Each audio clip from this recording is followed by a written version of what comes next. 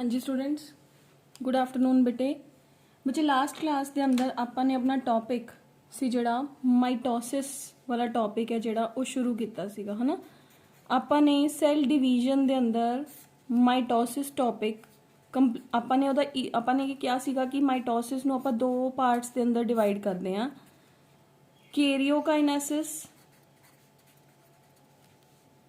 And ਆਪਾਂ ਨੇ ਕਿਹਾ ਸੀਗਾ ਸਾਈਟੋਕਾਈਨੇਸਿस। देखो वैसे तो ਆਪਾਂ ਨੇ ਕੱਲ ਸਾਈਟੋਕਾਈਨੇਸਿस भी करके दिखाती ਸੀਗੀ क्योंकि ਆਪਾਂ ਨੇ ਤਾਂ ਸੈੱਲ ਨੂੰ ਡਿਵਾਈਡ ਹੀ ਕਰਤਾ ਸੀਗਾ। ਸੈੱਲ ਡਿਵੀਜ਼ਨ ਦੇ ਅੰਦਰ ਮਾਈਟੋਸਿਸ ਟੌਪਿਕ 'ਚ ਆਪਾਂ ਕਿਹਾ ਸੀ ਮਾਈਟੋਸਿਸ ਹੈ ਜਿਹੜਾ ਇਹ ਵੀ ਇੱਕ ਸੀਕੁਐਂਸ਼ੀਅਲ ਪ੍ਰੋਸੈਸ ਹੈ, ਇਹ ਫਰਦਰ ਦੋ 'ਚ ਡਿਵਾਈਡਡ ਹੈ, ਕੈਰੀਓਕਾਈਨੇਸਿਸ ਸਾਈਟੋਕਾਈਨੇਸਿਸ। पर ਜਦੋਂ ਆਪਾਂ ਮਾਈਟੋਸਿਸ ਕਰ ਰਹੇ ਸੀਗੇ ਲਾਸਟ ਟੀਲੋਫੇਜ਼ ਦੇ ਅੰਦਰ ਆਪਾਂ ਨੇ ਉਹਦਾ ਸਾਈਟੋਪਲਾਜ਼ਮ ਵੀ ਤਾਂ ਡਿਵਾਈਡ ਕਰਤਾ ਸੀਗਾ। ਯੈਸ, ਠੀਕ ਹੈ।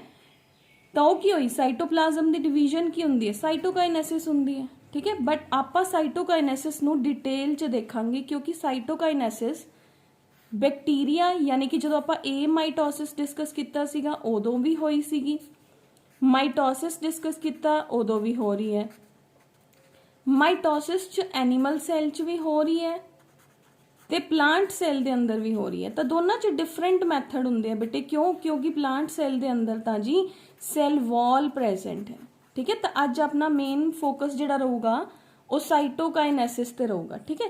ਬਟ ਬਿਫੋਰ ਦੈਟ ਆਪਾਂ ਆਪਣੀਆਂ ਇੱਕ ਵਾਰੀ ਮਾਈਟੋਸਿਸ ਦੀਆਂ ਸਾਰੀਆਂ ਡਾਇਗਰਾਮਸ ਜੋ ਕਿ ਇੰਪੋਰਟੈਂਟ ਹੈ ਉਹਨਾਂ ਨੂੰ ਇੱਕ ਵਾਰੀ ਫੇਰ ਤੋਂ ਡਿਸਕਸ ਕਰਦੇ ਹਾਂ ਬੇਟੇ, ਠੀਕ ਹੈ। ਕਿਉਂਕਿ ਇੱਕ ਸ਼ਾਰਟ 'ਚ ਡਾਇਗਰਾਮਸ ਦੇਖਣਾ ਬਹੁਤ ਜ਼ਰੂਰੀ ਹੁੰਦਾ ਹੈ। ਵਨ ਸ਼ਾਰਟ 'ਚ ਡਾਇਗਰਾਮਸ ਕੀ ਕਹਿੰਦੀਆਂ ਨੇ ਬੇਟੇ, ਸਭ ਤੋਂ ਪਹਿਲੇ ਆਪਣੇ ਕੋਲ ਆ ਸੈੱਲ ਹੈ, ਠੀਕ ਹੈ। ਵਨ ਸ਼ਾਰਟ 'ਚ ਆਪਾਂ ਮਾਈਟੋਸਿਸ ਰਿਵਾਈਜ਼ ਕਰ ਲੈਂਦੇ ਹਾਂ। ਆ ਸੈਂਟਰੀਓਲਸ ਜੋ ਕਿ ਡੁਪਲੀਕੇਟ ਹੋ ਚੁੱਕੀਆਂ ਨੇ, ਆ ਮੇਰੇ ਕੋਲ ਕੀ ਹੈ ਸੈੱਲ ਦਾ ਆਪਾਂ ਕਹਿ ਸਕਦੇ ਹਾਂ क्रोमोसोम्स वाला मटीरियल, जेनेटिक मटीरियल है, ठीक है। सैल मैम्ब्रेन ਆਪਾਂ ਪਹਿਲੇ ਲੇਬਲ ਕਰ ਚੁੱਕੇ ਹਾਂ ਇਹਨੂੰ, cell membrane, nuclear membrane, chromatin, nucleolus, nuclear membrane मैं NM लिख रही हूँ, क्रोमेटिन क्रोमोसोम्स वाला मटेरियल हो गया, दिस इज न्यूक्लियोलस, ठीक है। ये सारे मिलके की बना रहे ने, ये सारे मिलके न्यूक्लियस बना रहे ने। ये मेरे की ने ਡੁਪਲੀਕੇਟਡ ਸੈਂਟਰੀਓਲਸ ਨੇ, ਡੁਪਲੀਕੇਟ ਹੋ ਚੁੱਕੇ ਨੇ, ਠੀਕ ਹੈ। ਹੁਣ ਦੇਖੋ ਹੁਣ ਇਹ ਐਂਟਰ ਕਿੱਥੇ ਹੋਇਆ ਸੀਗਾ, ਇਹ ਸੈੱਲ ਪ੍ਰੋਫੇਜ਼ ਦੇ ਅੰਦਰ ਐਂਟਰ ਹੋਇਆ। ਪ੍ਰੋਫੇਜ਼ ਦੇ ਅੰਦਰ ਮੇਰਾ ਫਰਸਟ ਡਾਇਗਰਾਮ ਕਹਿੰਦਾ ਹੈ अर्ਲੀ ਪ੍ਰੋਫੇਜ਼, ਠੀਕ ਹੈ। ਆ ਸੈੱਲ ਹੈ, ਆ ਸੈੱਲ ਦਾ ਨਿਊਕਲੀਅਸ ਹੈ ਬੇਟੇ। ਇਹਦੇ ਅੰਦਰ ਮੇਰੇ ਕ੍ਰੋਮੋਸੋਮਸ ਨੇ ਆਪਣੇ ਆਪ ਨੂੰ ਸੁਲਝਾਉਣਾ ਸ਼ੁਰੂ ਕਰਤਾ, ਠੀਕ ਹੈ। ਆ ਕ੍ਰੋਮੋਸੋਮਸ ਨੇ ਇਹਨਾਂ ਨੇ ਸੁਲਝਾਉਣਾ ਸ਼ੁਰੂ ਕਰਤਾ ਤੇ ਮੇਰੇ ਸੈਂਟਰੀਓਲਸ ਦਾ ਜਿਹੜਾ ਕਪਲ ਸੀਗਾ, ਇੱਕ ਕਪਲ ਇੱਕ ਸਾਈਡ ਤੇ ਦੂਸਰਾ ਦੂਸਰੀ ਸਾਈਡ ਤੇ, ਉਹਦੇ ਚੋਂ ਐਸਟਰ ਰੇਜ਼ ਨੇ ਜਿਹੜੀਆਂ ਉਹ ਨਿਕਲ ਰਹੀਆਂ ਨੇ। ਸੈਂਟਰ 'ਚ ਮੇਰੇ ਮਾਈਕਰੋਟਿਬਿਊਲਸ ਨੇ ਜਿਹੜੇ ਇਹ ਪ੍ਰੈਜ਼ੈਂਟ ਨੇ, ਠੀਕ ਹੈ। ਇਹ ਮੇਰਾ ਕਿਹੜਾ ਹੋ ਗਿਆ, अर्ਲੀ ਪ੍ਰੋਫੇਜ਼, ਠੀਕ ਹੈ, अर्ਲੀ ਪ੍ਰੋਫੇਜ਼। ਇਹਦੇ ਅੰਦਰ ਕੀ ਹੋਇਆ, ਵਾਟ ਹੈਪਨਸ ਇਜ਼, ਤੁਸੀਂ ਲੇਬਲ ਕਰੋਗੇ, ਮੈਂ ਲੇਬਲ ਆਹੀ ਆਲਮੋਸਟ ਸੇਮ ਰਹਿਣਗੇ, ठीक है। ਆਪਾਂ ਨੇ ਇਹਦੇ 'ਚ ਹੋਇਆ ਕੀ ਮੈਂ ਉਹ ਦੇਖ ਰਹੀ ਹਾਂ, 2 ਪੁਆਇੰਟਸ ਲਿਖ ਰਹੀ ਹਾਂ ਤਾਂ ਕਿ ਤੁਹਾਨੂੰ ਯਾਦ ਰਹੇ, ਠੀਕ ਹੈ। ਫਰਸਟ ਪੁਆਇੰਟ ਕੀ ਹੋਇਆ, ਇਹਦੇ ਅੰਦਰ ਜਿਹੜੇ ਸੈਂਟਰੀਓਲਸ ਨੇ, ਕਿਹੜੇ ਸੈਂਟਰੀਓਲਸ ਨੇ, ਜੋ ਡੁਪਲੀਕੇਟਡ ਸੈਂਟਰੀਓਲਸ ਨੇ, ਡੁਪਲੀਕੇਟਡ ਸੈਂਟਰੀਓਲਸ, ਦੇ start moving apart from each other, ठीक है। सेकंड की होया, जिहड़ा मेरा क्रोमेटिन है ओ दैट स्टार्ट्स कंडेंसेशन, ठीक है, उन्हें कंडेंस होना स्टार्ट करता, क्लियर। हुण मेरे कोल थर्ड की होया कि जिहड़ियां मेरियां सेंट्रीओल सीगियां उन्हां चों एस्टर्स निकलने स्टार्ट हो गए, ठीक है। तो आ मेरे 3 बेसिक पॉइंट हो गए इस दे अंदर। मिड प्रोफेज दे अंदर की आया सी बेटे, early prophase, first diagram I phase, second ए मेरा प्रोफेज एंटर हो गया अर्ली प्रोफेज, थर्ड डायग्राम के अंदर मेरा क्या, मेरा केड़ा फेज आ गया, मिड प्रोफेज। मिड दे अंदर न्यूक्लियर मैम्ब्रेन है जेड़ी बेटे वो रप्चर होनी स्टार्ट होगी, ठीक है। न्यूक्लियर मैम्ब्रेन स्टार्ट्स रप्चरिंग, ठीक है। ਜਿਹੜਾ ਨਿਊਕਲੀਓਲਸ ਹੈ ਉਹ ਡਿਸਅਪੀਅਰ ਹੋਣਾ ਸ਼ੁਰੂ ਹੋ ਗਿਆ ਤੇ ਜਿਹੜੀਆਂ ਮੇਰੀਆਂ ਕ੍ਰੋਮੋਜ਼ੋਮ ਸੀਗੀਆਂ ਉਹਨਾਂ ਦੀ ਹੋਰ ਜ਼ਿਆਦਾ ਕੰਡੈਂਸੇਸ਼ਨ ਹੋ ਗਈ, ਠੀਕ ਹੈ। ਉਹ ਫਲਾਵਰ ਲਾਈਕ ਸਟਰਕਚਰ ਦੇ ਅੰਦਰ ਅਪੀਅਰ ਹੋਣੀਆਂ ਸਟਾਰਟ ਹੋ ਗਈਆਂ, ਠੀਕ ਹੈ। ਤੇ ਜਿਹੜੀਆਂ ਸੈਂਟਰੀਓਲਸ ਸੀਗੀਆਂ ਉਹ ਹੋਰ ਦੂਰ ਦੂਰ ਜਾਣੀਆਂ ਸਟਾਰਟ ਹੋ ਗਈਆਂ, ਠੀਕ ਹੈ। They are more apart from each other, ਠੀਕ ਹੈ। ਇਸ ਦੇ ਅੰਦਰ ਕੀ ਹੋਇਆ, ਸੈਂਟਰੀਓਲਸ ਨੇ ਜਿਹੜੀਆਂ ਉਹ ਹੋਰ ਅਪਾਰਟ ਹੋ ਗਈਆਂ, ਦੇ ਆਰ ਮੋਰ ਅਪਾਰਟ ਔਰ ਈਵਨ ਮੋਰ ਅਪਾਰਟ ਨੂੰ ਆਪਾਂ ਹੋਰ ਕੀ ਕਹਿ ਸਕਦੇ ਹਾਂ, ਦੇ ਲਾਈ ਐਟ ਪੋਲਸ, ਠੀਕ ਹੈ, ਅਪੋਜ਼ਿਟ ਟੂ ਈਚ ਅਦਰ, ਇੱਕ ਦੂਸਰੇ ਦੇ ਅਪੋਜ਼ਿਟ ਪੋਲਸ ਵੱਲ ਹੀ ਪਹੁੰਚ ਗਈਆਂ, ਠੀਕ ਹੈ, opposite to each other. Clear.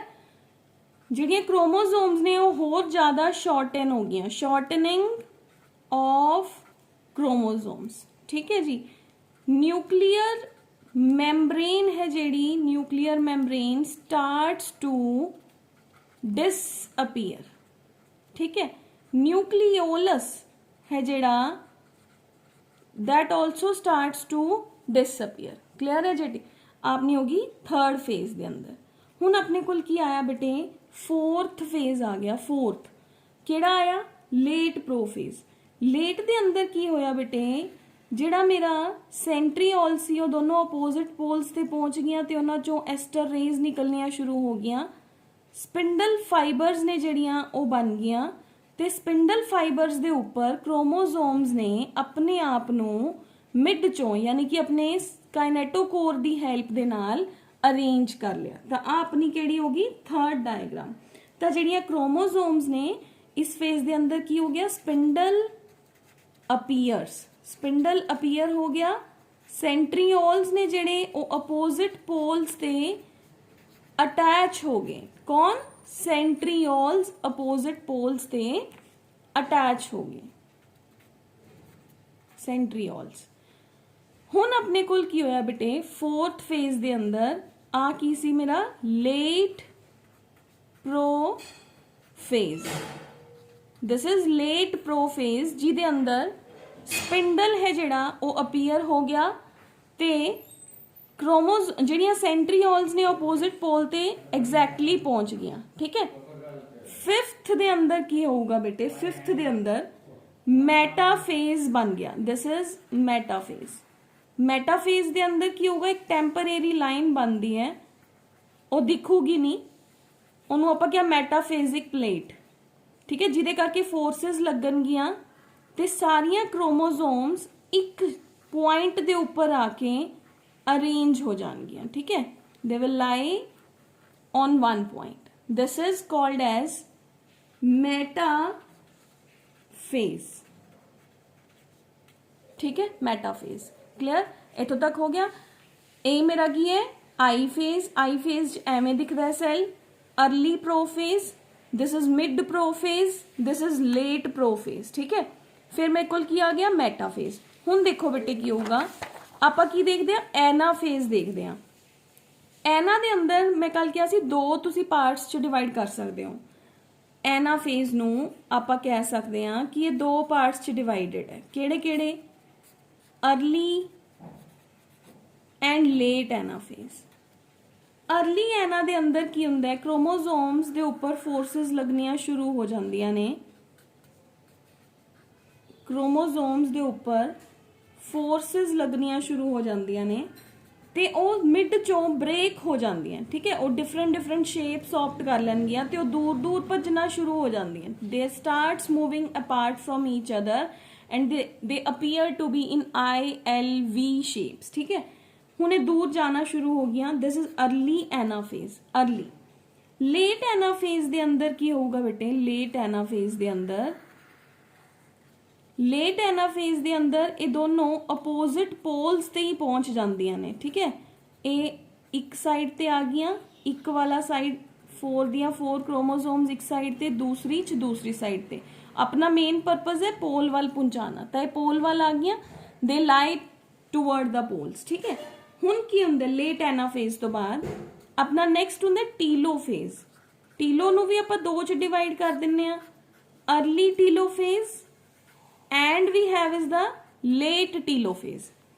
Early telophase दे अंदर की हुंदा है अपने को, देखो इनवेजिनेशन होनी शुरू हुई, दिस इज इनवेजिनेशन, ते दोनों साइड्स ते न्यूक्लियर मैम्ब्रेन दोबारा बननी शुरू होगी, स्पिंडल फाइबर्स डिसअपीयर होना स्टार्ट हो जांदियां ने, ते एस्टर्स ने जेड़े वो भी डिसअपीयर होना शुरू हो जाते, न्यूक्लियोलस रीअपीयर होना शुरू हो जाता है, ते दोनों साइड्स ते क्रोमोसोम्स ने जेड़ियां वो वापस क्रोमेटिन दे अंदर कन्वर्ट हो जांदियां ने। ठीक है, हुण देखो आ बिल्कुल ये होर ज्यादा इनवेजिनेशन होगी सैल्स दी मैम्ब्रेन दे अंदर, ते दोनों साइड्स ते न्यूक्लियर मटीरियल है जेड़ा वो बन जाऊगा। ठीक है, आ लो जी, आ न्यूक्लियर मटीरियल, आ सेंट्रियोल्स हो गए, आ न्यूक्लियोलस आ गया दोनों साइड्स ते फाइनली ये दोनों सेल्स सैपरेट हो जाएंगे एक दूसरे तो, they both will separate from each other. ठीक है, अपने को कितने सेल्स बन गए,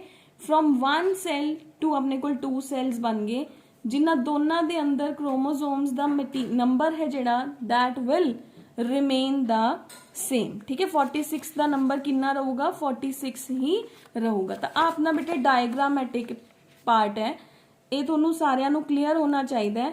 ठीक है, तो डायग्राम्स तुसी बहुत ही नीट एंड क्लीन बनानिया ने, हर एक दे अंदर पूरा डिस्क्रिप्शन लिखनी है बेटे। ठीक है, तो मैटाफेज दे अंदर की बनया सीगा, मैटाफेजिक प्लेट बनी सी, मैटाफेजिक प्लेट दे ऊपर या उन्हों इक्वेटोरियल प्लेट भी कहा जाता है। ठीक है, उस प्लेट दे ऊपर जिहड़ियां क्रोमोसोम्स ने वो आके इको लाइन दे अंदर लाई कर जांदियां ने।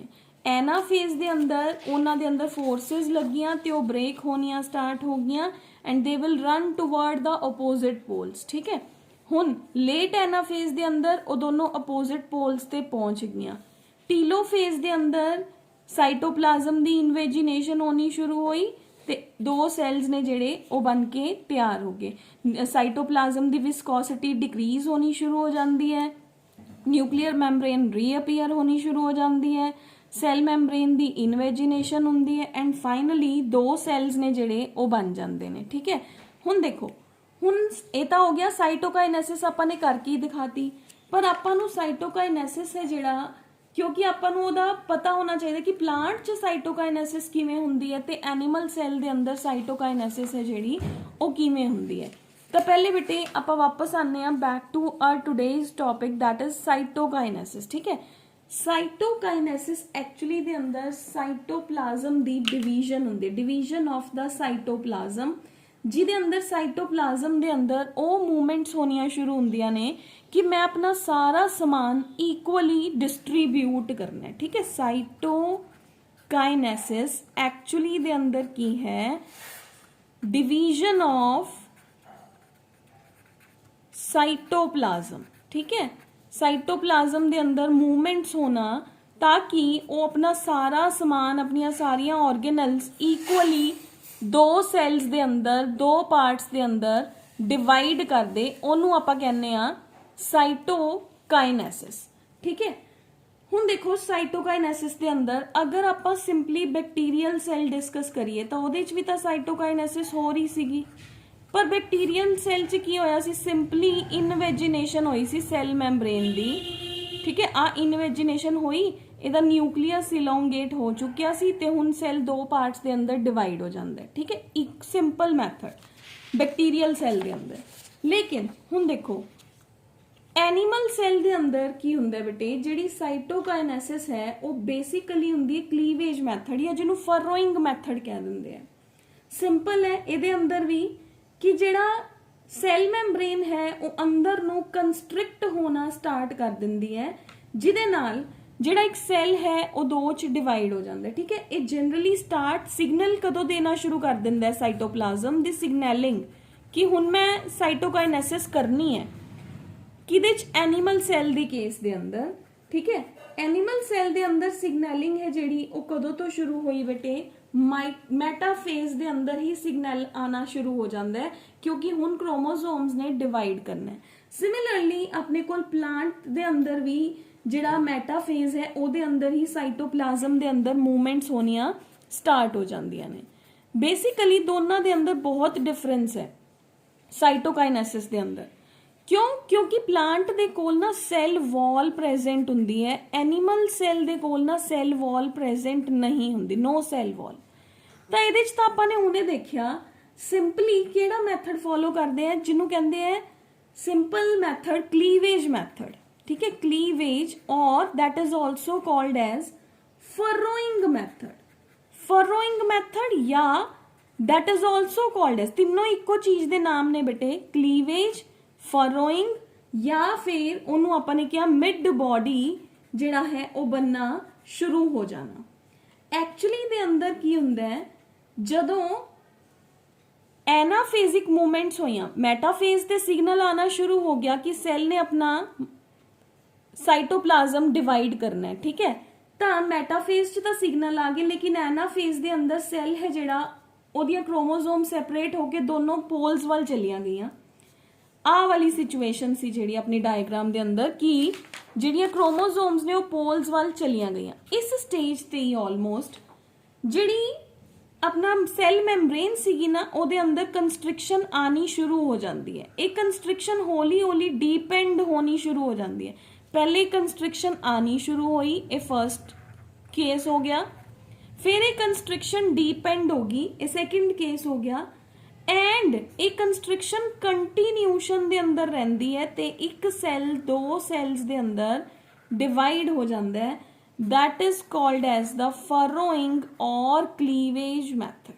ठीक है, सेल फरोइंग, क्लीवेज और मिड बॉडी फॉर्मेशन। ठीक है, कोई भी एनिमल सैल है ना वो इस मैथड दे नाल डिवाइड करता है बेटे, जिदे अंदर एक डेंस मटीरियल अपीयर होना शुरू हो जाता है, सर्कुलर कंस्ट्रिक्शन हुंदी है किथों मिड चों, ते एक सैल है जिहड़ा वो दो पार्ट्स दे अंदर डिवाइड हो जाता है टीलोफेज दे अंदर। ठीक है, ये फरो हौली हौली हौली हौली डीप हुंदी जाती है ते एक सैल है जिहड़ा वो प्रॉपरली डिवाइड हो जाता है। ठीक है, हुण प्लांट सैल दे अंदर देखो ये थोड़ा डिफरेंट है। प्लांट दे अंदर ये थोड़ा जिहा कॉम्प्लीकेटेड मैथड है, कॉम्प्लीकेटेड भी नहीं कह सकते बट यूनीक मैथड है इहदे नालों, उहनूं आपां सैल प्लेट मैथड कहने हैं। That is called as cell plate method. हुण देखो, क्योंकि देखो सैल प्लांट सैल दे बाहर ना आ प्लांट सैल है, ठीक है, ਇਹਦੇ अंदर स्पिंडल बनया होया है, ਇਹਦੇ 'ਚ कोई एस्टर्स नहीं बन रहे। ठीक, एस्टर्स नहीं बनते ना, ਆਪਾਂ ਨੇ ਕਿਹਾ ਸੀ एन एस्ट्रल ਹੁੰਦਾ है। एन एस्ट्रल माइटोटिक डिवीजन चल रही है, जिहड़ा एनाफेज है वो हो चुका है। आलो जी, क्रोमोसोम्स अपोजिट पोल्स ते आ गईयां, पर ਇਹਦੇ ਕੋਲ सैल मैम्ब्रेन दे नाल नाल सैल वॉल भी तो प्रेजेंट है ना। तो क्योंकि ਇਹਦੇ ਕੋਲ सैल वॉल प्रेजेंट है तो ਇਹਦੀ सैल मैम्ब्रेन इनवेजिनेट अगर कर भी जाए तो सैल बाहरों ते किवें डिवाइड करूगा, सैल वॉल तो हार्ड एंड रिजिड हुंदी है।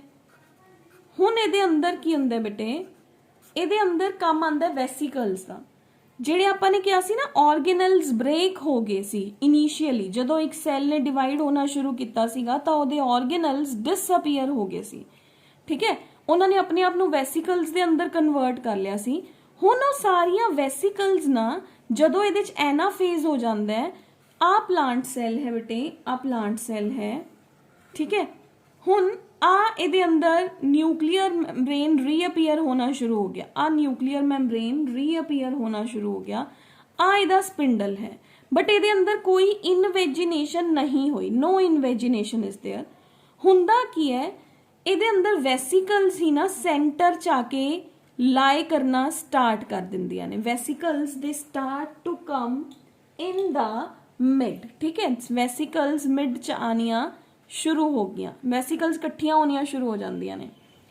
हुण वैसिकल्स ने ना जिहड़ियां ओह हौली हौली की करदियां ने, वैसिकल्स एक बहुत ही थिक लाइन क्रिएट कर दिंदियां ने। उस थिक लाइन दे एज ए रिजल्ट जिहड़ी सैल दी मैम्ब्रेन हुंदी है ना, आ वैसिकल्स ने एक थिक लाइन क्रिएट करती।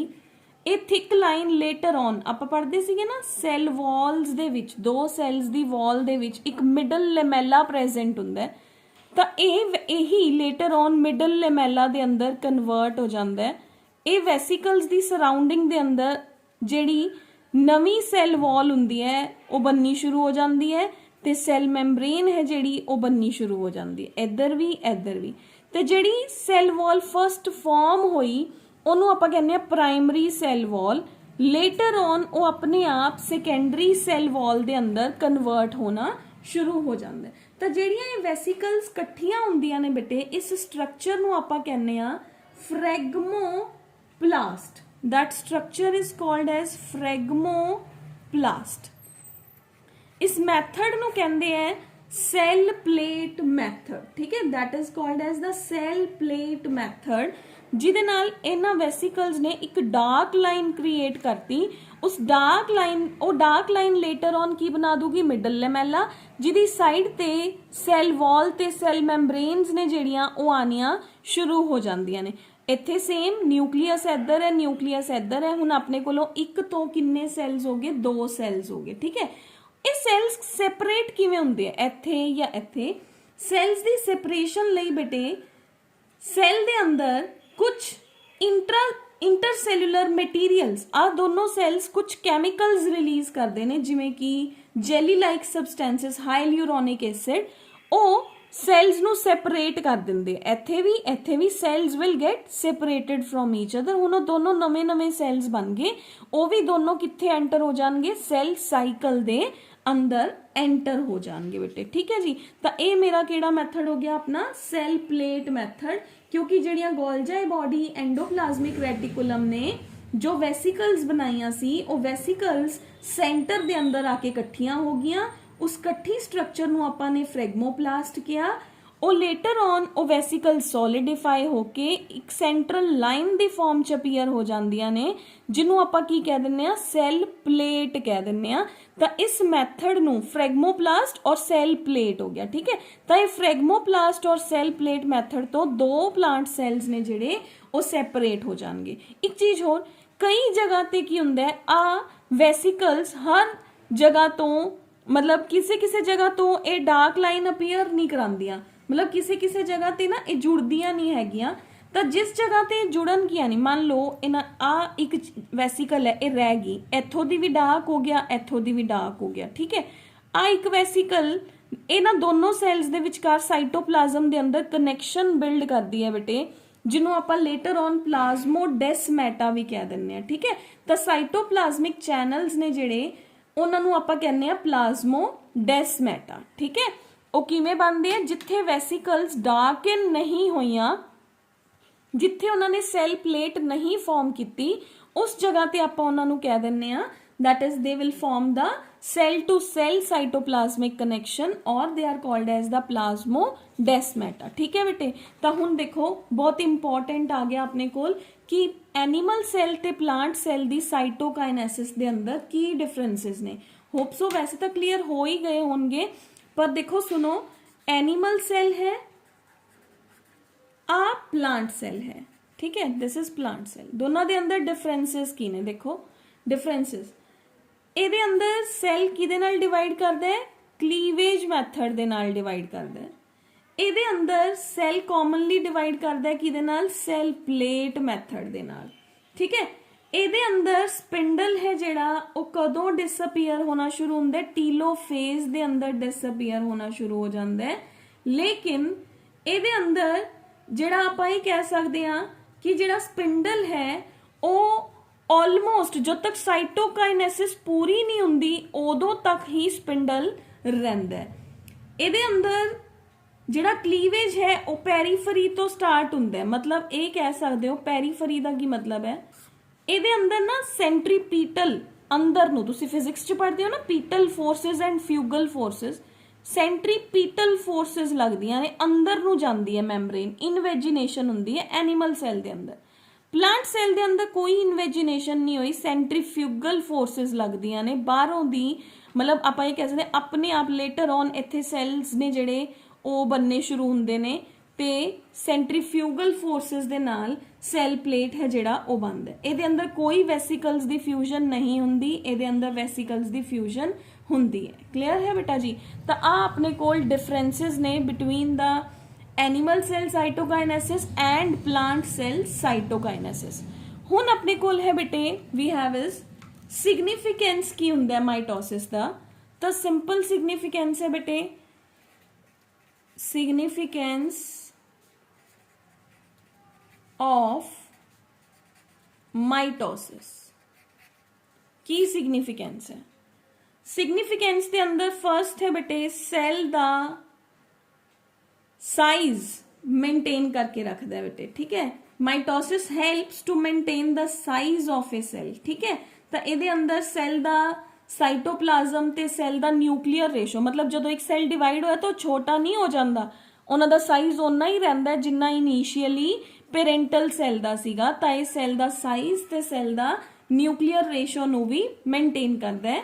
ਇਹ ਸੈੱਲ ਦਾ ਕਿਸੇ ਵੀ ਬੋਡੀ ਦੇ ਸੈਲਸ ਦੀ ਗਰੋਥ ਕਰਾਣੀ ਹੈ ਤਾਂ ਗਰੋਥ ਦੇ ਅੰਦਰ ਹੈਲਪ ਕਰਦੀ ਹੈ। ਸੈਲਸ ਦੀ ਰਿਪੇਅਰ ਦੇ ਅੰਦਰ ਕੌਣ ਹੈਲਪ ਕਰਦਾ ਹੈ? ਮਾਈਟੋਸਿਸ ਹੈਲਪ ਕਰਦੀ ਹੈ। It helps in the repair of the cells also. ਉਸ ਤੋਂ ਬਾਅਦ ਹੈ ਬੇਟੇ ਇਹਦੇ ਅੰਦਰ ਹਰ ਸੈੱਲ ਦੇ ਅੰਦਰ ਜੈਨੇਟਿਕ ਸਟੇਬਿਲਿਟੀ, ਮਤਲਬ ਹਰ ਸੈੱਲ ਦੇ ਅੰਦਰ ਕ੍ਰੋਮੋਸੋਮਸ ਦਾ ਨੰਬਰ ਬਰਾਬਰ ਮੇਨਟੇਨ ਕੀਤਾ ਜਾਂਦਾ ਹੈ। ਜੈਨੇਟਿਕ ਸਟੇਬਿਲਿਟੀ क्रोमोसोम्स के नंबर नू मेनटेन करना ताकि बॉडी के हर सैल के कोल सेम नंबर ऑफ क्रोमोसोम्स है जिहड़ा वो रहे। बॉडी के अंदर हीलिंग एंड रिपेयर च हेल्प करना कि बॉडी के अगर किसी भी पार्ट के अंदर कोई प्रॉब्लम होगी तो वो पार्ट के अंदर हीलिंग है जिहड़ी वो प्रॉपरली होए ते वो पार्ट के अंदर रिपेयर है जिहड़ी वो प्रॉपर वे के अंदर होए। That is healing of the wounds, मतलब अगर किते भी चोट लग गई तो सैल्स नवे आना ਉਹਦੇ ਅੰਦਰ ਮਾਈਟੋਸਿਸ ਹੈਲਪ ਕਰਦੀ ਹੈ, ਠੀਕ ਹੈ। ਉਸ ਤੋਂ ਇਲਾਵਾ ਬੇਟੇ ਆਪਣੇ ਕੋਲ ਆ ਗਿਆ ਕਿ ਇਹ ਆਪਾਂ ਨੂੰ ਆਰਗੈਨਿਜ਼ਮਸ ਦੇ ਅੰਦਰ ਜਿਹੜਾ ਬੇਸਿਕ ਰਿਲੇਸ਼ਨਸ਼ਿਪ ਹੈ ਕਿ ਹਰ ਆਰਗੈਨਿਜ਼ਮ ਦੀ ਬੋਡੀ ਦੇ ਅੰਦਰ ਸੇਮ ਨੰਬਰ ਆਫ ਕ੍ਰੋਮੋਸੋਮਸ ਹੈ ਜਿਹੜਾ ਉਹ ਪ੍ਰੈਜ਼ੈਂਟ ਹੈ। ਇਕੋ ਸਪੀਸ਼ੀਜ਼ ਦੀ ਗੱਲ ਕਰ ਰਹੀ ਹਾਂ ਤਾਂ ਉਸ ਚੀਜ਼ ਨੂੰ ਦੇਖਣ ਲਈ ਵੀ ਇਹ ਆਪਣੀ ਹੈਲਪ ਕਰਦੀ ਹੈ। ਤਾਂ ਦੈਟ ਇਜ਼ ਇਟ ਹੈਲਪਸ ਇਨ ਮੈਨੀ of the it plays many of the roles inside the body, specifically growth repair ਦੇ ਅੰਦਰ ਤੇ genetic stability। ਇਹਦੇ main focus points ਨੇ ਬੇਟੇ ਕਿਹੜੇ ਕਿਹੜੇ? that is growth, repair and genetic stability। ਇਹ ਤਿੰਨੋਂ ਆਪਣੇ focus ਕਰਨ ਵਾਲੇ points ਨੇ ਕਿਹਦੇ? ਮਾਈਟੋਸਿਸ ਦੇ, ਠੀਕ ਹੈ। ਉਸ ਤੋਂ ਬਾਅਦ ਬੇਟੇ ਆਪਣੇ ਕੋਲ ਕੀ ਹੈ ਮਾਈਟੋਸਿਸ ਦਾ? ਮੈਂ ਐਨਐਸਟਰਲ ਐਮਫੀਐਸਟਰਲ ਤੁਹਾਨੂੰ ਕਲੀਅਰ ਕਰਤਾ ਸੀਗਾ। ਨਿਊਕਲੀਅਰ ਸਾਈਟੋਪਲਾਜ਼ਮਿਕ ਰੇਸ਼ੋਜ਼ ਨੇ ਜਿਹੜੀਆਂ ਉਹ ਆਪਣੀਆਂ ਕਲੀਅਰ ਹੋ ਗਈਆਂ ਹੁਣ ਕਿ ਜਿਹੜਾ ਸੈੱਲ ਦੇ ਅੰਦਰ ਨਿਊਕਲੀਅਸ ਤੇ ਸਾਈਟੋਪਲਾਜ਼ਮ ਦੀ ਰੇਸ਼ੋ ਹੈ ਉਹ ਸੇਮ ਰਹਿੰਦੀ ਹੈ। ਕਲੀਅਰ? ਤਾਂ ਇਹ ਬੇਟੇ ਆਪਣਾ ਟੌਪਿਕ ਹੈ ਜਿਹੜਾ ਉਹ ਬਿਲਕੁਲ ਫੁੱਲ ਟੂ ਕੰਪਲੀਟ ਹੋ ਗਿਆ। ਹੁਣ ਆਪਣਾ ਇਹਦੇ ਅੰਦਰ ਕੁਝ ਵੀ ਨਹੀਂ ਰਹਿ ਗਿਆ। ਮਾਈਟੋਸਿਸ ਕੰਪਲੀਟ ਹੋ ਗਿਆ। ਹੁਣ ਆਪਾਂ ਨੈਕਸਟ ਕਲਾਸਿਸ ਦੇ ਅੰਦਰ ਮੀਓਸਿਸ ਸ਼ੁਰੂ ਕਰਾਂਗੇ। ਫਿਰ ਆਪਣਾ ਇਸ ਚੈਪਟਰ ਦਾ ਇੱਕ ਬਹੁਤ ਇੰਪੋਰਟੈਂਟ ਡਿਫਰੈਂਸ ਬਣੂਗਾ ਬੇਟੇ। ਹਜੇ ਤੱਕ ਆਪਾਂ ਨੇ ਇੱਕ ਡਿਫਰੈਂਸ डिस्कस किया है, that is the cytokinesis of animal cell and plant cell. फिर अपने को आऊगा ऑन कोर, अपने को पूरा 5 मार्क का क्वेश्चन बनता है differentiate between mitosis and meiosis. ठीक है, तो अज जो अपना मेन फोकस वाला पॉइंट सीगा बेटे that was the cytokinesis in the plant cell. ठीक है, जिन्होंने आप सैल प्लेट मैथड कहने आ। ये 3 नंबर का क्वेश्चन भी बन जाता है that describe the cytokinesis in a plant cell. ठीक है, तो ये ऊपर पूरी तरह फोकस करना है बेटे सेल प्लेट मैथड के ऊपर। ठीक है, तो यही सी बेटे अज का टॉपिक कंप्लीट है।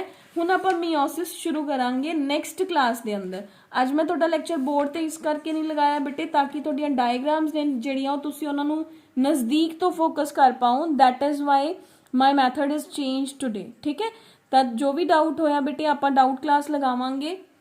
उस डाउट क्लास के अंदर तुसीं अपने डाउट्स क्लीयर कर लियो। ठीक है, then we will move on. ठीक है, बट आप टॉपिक पहले ही शुरू कर देंगे मीओसिस, मैं कल ही शुरू करवा दूंगी। डाउट क्लास आप देखते हैं 1-2 दिन रुक के रखांगे ताकि तुहाडे जिहड़े डाउट्स ने सारे टॉपिक चों इकट्ठे मैं लै सकां। ठीक है, हो सकता है डाउट क्लासिस नूं फिर मैं 2 क्लासिस च लै ला, अगर एक च नहीं पूरा होया, अगर एक च पूरा हो गया तो वैल एंड गुड। ठीक है, तो आप नैक्सट क्लास के अंदर आप टॉपिक शुरू करांगे मीओसिस। टेस्ट है बेटे जिहड़ा वो मैं एक अद्धा दिन रुक के लाऊंगी ताकि अपना जिहड़ा टॉपिक है वो कंटिन्यूएशन के अंदर चलता रहे। Thank you so much.